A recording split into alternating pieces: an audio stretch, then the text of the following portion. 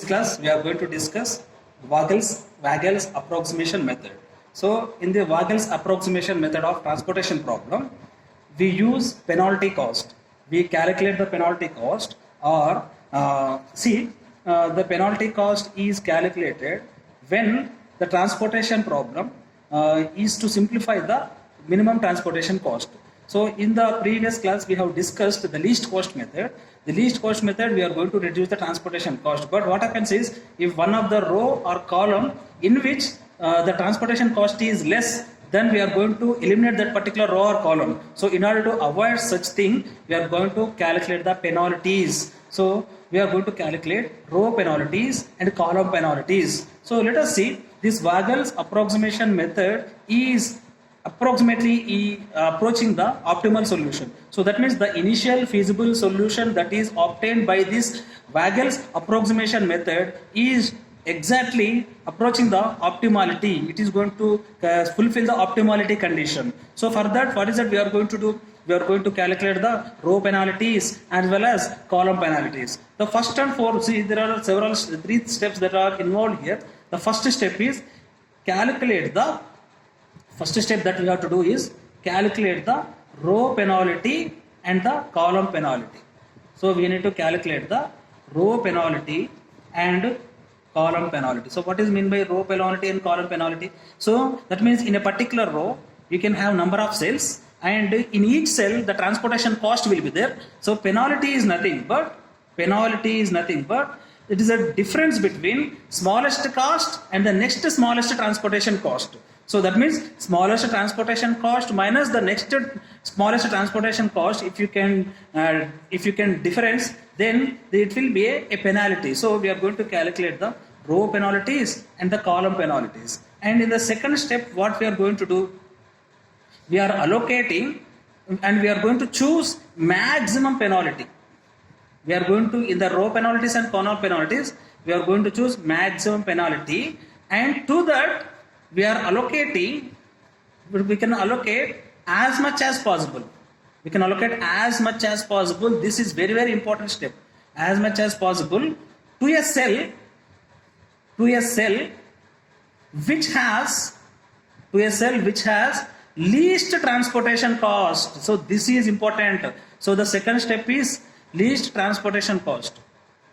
So that means this, what is that we are going to do? The second step, we are going to see once the row penalties and the column penalties are calculated. Now the second step, what is that we have to do? We have to choose a penalty which is a maximum penalty. So it may be a row penalty, it may be a column penalty, and we have to choose a penalty for which, and so in that particular row or column we can choose a cell which has got maximum least transportation cost, and to that cell we can allocate as much as possible. So that means it is the maximum, it is a least of demand and supply values. It is the least of supply value or the demand values. So least of supply and demand. So if the supply is 10, the demand is, suppose if the supply is 10, demand is 9. So we can choose 9. If the supply is 10, demand is 15.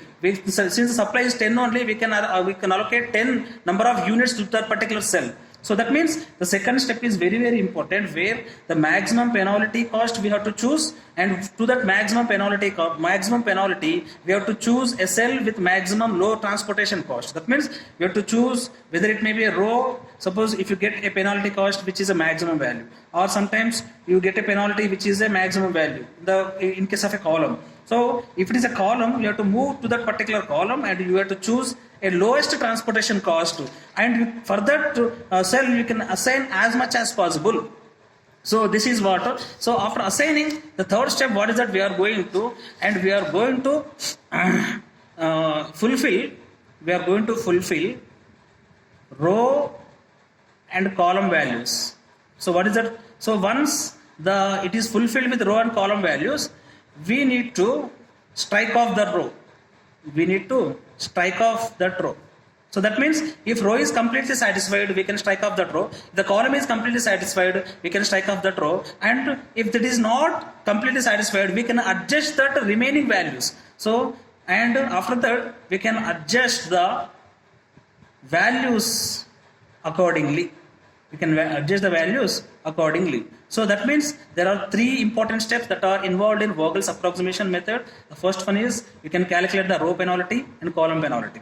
The second step, what is that we are going to do? We have to choose a maximum penalty, and we can, for the maximum penalty in that row or column, in the row corresponds to maximum penalty or the column corresponds to maximum penalty, we need to choose a cell with least transportation cost, and to that cell we can allocate as much as possible. And in the third step, what is that we have to do? We have to fulfill the row and values and column values, and if the row is completely fulfilled, then we need to strike it off. If the column is completely fulfilled, we need to strike it off, and the remaining values can be adjusted accordingly. And at the end, we have to see that all the supply values and demand values are completely fulfilled with the required number of allocation cells. And at the end, we have to check that the number of rows plus number of columns minus 1, so is equal to the occupied cells. So if the m is equal to 3 and n is equal to 4 is equal to minus 1, which is nothing but 6, so the number of allocation cells should be minimum 6. If it is less than 6, means it is the concept of degeneracy. So, and before we solve the problem, we need to check that whether it is a balanced transportation problem or an unbalanced transportation problem. Now let us explain, we can solve this particular Vogel's approximation method with the help of a simple problem. Now let us see this problem. Now we are going to solve this problem. So the same problem we solved by using least cost method also.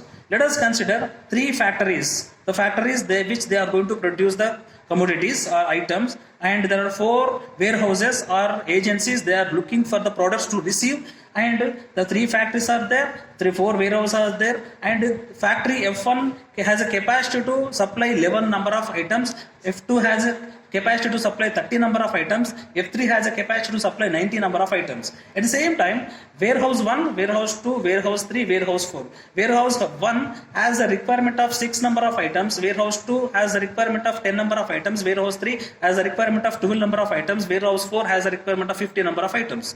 So this is a transportation cost. So that means these are the factories whose supplies are 11, 13, 19. They are the warehouses or supplies. They have the demand values of 6, 10, 12, 15. Now, see, immediately when a transportation problem is given, we have to check that whether it is a balanced transportation problem or an unbalanced transportation problem. Now, how to check the balanced or unbalanced transportation problem? Simple. You have to calculate the total supply values 11, 13, 19, which is equal to 43. Similarly, we need to add the requirement values or requirement values of different warehouses like 6, 10, 12, 15. Then it will be 43. If this is a balanced transportation problem, since the supply is equal to the demand, now we can move forward with the Vogel's approximation method. So in order to move towards the Vogel's approximation method, we need to calculate the row penalties and the column penalties. How to calculate the row penalties and column penalties, I will let you know. Now for calculating the row penalties and column penalties, first of all we can calculate the row penalty. So first of all, in the first row you can check what is the least cost. 13 is the least cost. What is the next least cost? 16. So penalty is 3. 16 minus 3, 13, 3. Similarly, in the second row, least cost is 14. And second least cost is 17. So 17 minus 14 is 3. And similarly, in the third row, it will be least cost is 18 and next least cost is 27. So 27 minus 18 is 9. So in such a way, we are going to calculate the row penalties. Row penalties are over. 13 is the least cost and next the least cost is 16. 3 is the penalty and 14 is the least cost. Next least cost is 17. 3 is over. And next one is 18 is the least cost and 27 is the next least cost. 27 minus 18, in such a way the row penalties are calculated. Now coming to the column penalties, in the column wise W1, so you can see the first column, least cost is 17 and next least cost is 21. So 21 minus 17, which is 4. And next one is 16 is the second least cost and first least cost. Second least cost is 18. 18 minus 16 is 2 over. Next one is least cost is 14. And next least cost is 18. 18 minus 14 is 4. And here for the fourth column, least cost is 13 and the second least cost is just a minute. Least cost is 13 and next least cost is 23. So the penalty is 10. So that means don't see only the transportation you have to take. So let me check it once again. 17, 21, 4 and 18, 16, 18, 2 and 14, 18, 4, and 13, 23, 10. So we got this type of what is known as, we got column penalties. First column penalty is 4, second column penalty is 2, third column penalty is 4, and fourth column penalty is 10, and the first row penalty is 3, second row penalty is 3, and third row penalty is 9. So out of all these penalty cost, which is the maximum one? Now 10 is the maximum penalty cost. Now we have to see this 10 corresponds to this particular column. So in that particular column, you can choose a cell which is having low transportation cost. So what is the cell which is having low transport? So in this column penalty, in this column, choose a cell which has got low transportation cost out of 13, 23, 41, which is the low transportation cost. 13 is the transportation cost is low. So for 13, so this for this particular cell, 13 has a factory F1 can supply 11 items, and W4 has a capacity, has a requirement of 15. But since the supply is less than the demand, now I can accommodate 11 number of items. Now this is exhausted. Now see, please see this. See, this particular cell has a requirement of 15. Now this particular cell F1 can accommodate how many number of items? 11 number of items. So it is the minimum of supply and demand. Supply is 11, demand is 15. Supply is 11, demand is 15. As such, I can only allocate 11 number of items. Why? Because out of supply and demand, minimum value we have to accommodate here. The minimum is 11, and we can adjust the remaining value with the 4. Now, since this row is completely satisfied, now we don't consider the row for penalty calculations. Now this is over. First row is over. Now in the next step, what is that? We have to do with the same procedure, where we are going to see for the second row and third row, now nothing changes are made. In such a way, the penalty cost will remain same. 3 and 9 will remain same. And if you see the first column, see the first row is over. You will be left with only 17, 32. The penalty cost will be 15. And for the 18 and 27, the penalty cost is 9. And 14 and 18, the penalty cost is 4. And for 23 and 41, so out of 23 and 41, the difference of 23 and 41 is how much? 18 is the penalty cost. Now we got the solution. So here, see 18 is the maximum penalty cost. Now we have calculated the column penalties, and as well we can calculate the row penalties. See, for the row penalties 3, 9, and for the column penalties 15, and W2 it is 9, W3 is 4, and W4 it is 18. Now we have to choose, if this column penalty is chosen, in this, what is the cell with the lowest transportation cost? Now out of 23 and 41, which is the lowest transportation cost? Now lowest transportation cost is 23. Now for this cell is chosen, and for this we need to accommodate the required number of items. We can allocate as many as possible. This particular cell has a supply of 13 and requirement of 4. Now we can accommodate 4 here. See, minimum of 4 and 13 is 4 I can accommodate it. This is made 0, and this is already fulfilled. So that means, and this is made 9. So that means this column is over. That means 14, 11 plus 4. So this column is completed. Now we cannot calculate the penalty for the fourth W4 column. Now we can proceed. Proceed with the same procedure. This is over and this is over, and we have. Since we will be left to see again in the third step, what is third? We are going to do, calculate the penalties for 17, 18, 14. Again it is 3, and 32, 27, 18. Again it is 9. And if you see this column penalties, first row is over. 17, 32. Again it is 15, and 18, 27. It is 9. 14, 18. It is 4. Out of these, which is the maximum penalty? The maximum penalty is 15. Now we have chosen this W1. For the W1, which is the least transportation cost, this F1 W1 cell is the least transportation cost. For this cell, how much I can accommodate? See, I can accommodate 9. See, F2 has a supply of 9, and F2 W1 cell has a supply of 9. F2 W1 cell has a requirement of 6. Now minimum of 6 and 9. As such, I have accommodated, and I have made it 2, and I am left with 3 now. Now that means this particular column is exhausted, and you will be left with 3. So that means we have accommodated 6 values, 6 number of items. Now we are only left with 18, 14, 7, 27, 18. Again with the 4 cells we have to do the exercise. Now again calculate the row penalties and the column penalties. So 14, 18, 4 and 18 plus 28, 27 minus 18, 9. And again see the column penalties 18, 27, 9 and 14, 18, 4. Now see this difference here. Here 9 is the maximum penalty. Here also 9 is the maximum penalty. Now which one I can choose? Now I told you in the second step. In the second step, maximum penalty to that allocate as much as possible to a cell which has the least transportation cost. So we need to choose. See this particular row, if you choose which is the least transportation cost, 18 is the least transportation cost, and if you choose this 9 and again 18 is the least transportation cost, again there is a tie. So that means there is a first tie between the maximum penalties. We are in confusion as to which one, either we can choose row penalty or column penalty. We can choose row penalty, for which if you choose the row penalty, 18 is the least transportation cost. If you choose the column penalty, as 9 is the maximum, again 18 is the least transportation cost. Again there is a tie. Again there is a tie between 18 and 18. Now in such a case what we have to do, if you choose this particular cell, how much maximum number of how many number of quantity I can accommodate? So 18 for this particular cell, at the most I can accommodate 3. 3 into 18, 54. Suppose if I can see for this particular cell, at the most I can accommodate 3 items. So then the total transportation cost will be 18 into 3, 54. Suppose instead, if I choose this, then if you choose this, how many I am going to accommodate? I am going to accommodate 12 I can accommodate, and will be. So we have to choose a cell for which the maximum allocation can be done. So I am as such I am going to choose this particular cell.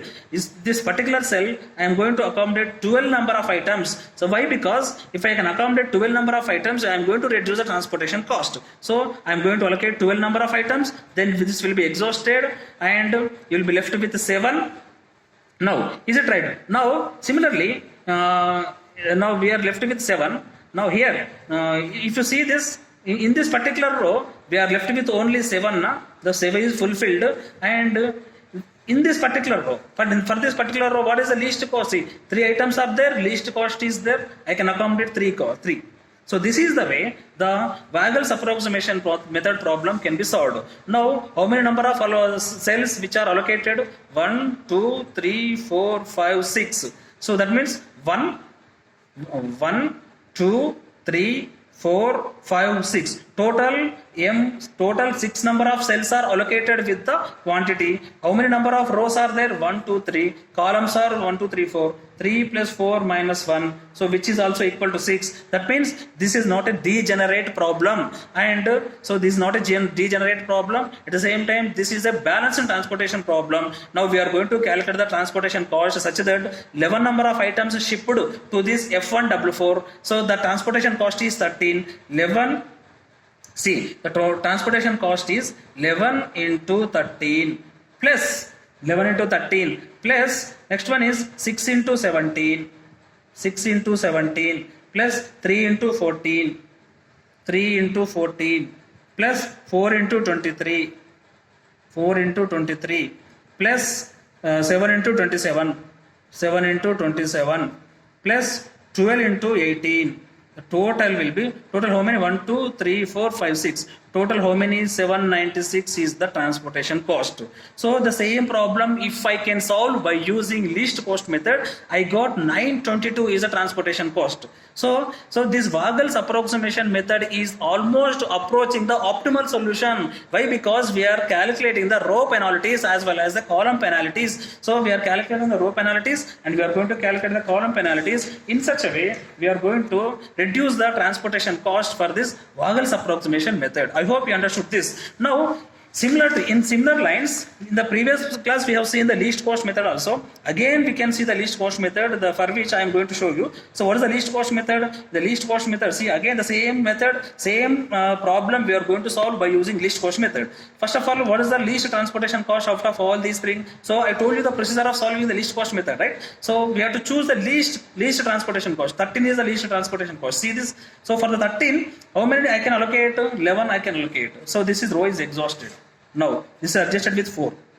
So that means here the problem is when 13 is allocated, when this row is exhausted, the 16 is also there with the least transportation cost. We are going to miss this transportation cost in this problem solution. So in order to avoid this, we are using this what is known as a, so we are going to use this Vogel's approximation method. So this is a very important method, important technique. So we will proceed with the least cost method. Now where I am going to choose the least cost, I am assigned with 11, I am allocating 11 number of units, I am adjusted 15 with 4 and 11 with 0, this particular row is gone. After that, so for the remaining rows, what is the least cost? 14 is the least cost. So if you choose this particular cell, I can allocate 13 or I can allocate, see, if this particular cell F2 W3 has a requirement of 12 and a supply of 13. Now I can allocate 12 and I can make it 0. I can 13 will become 1.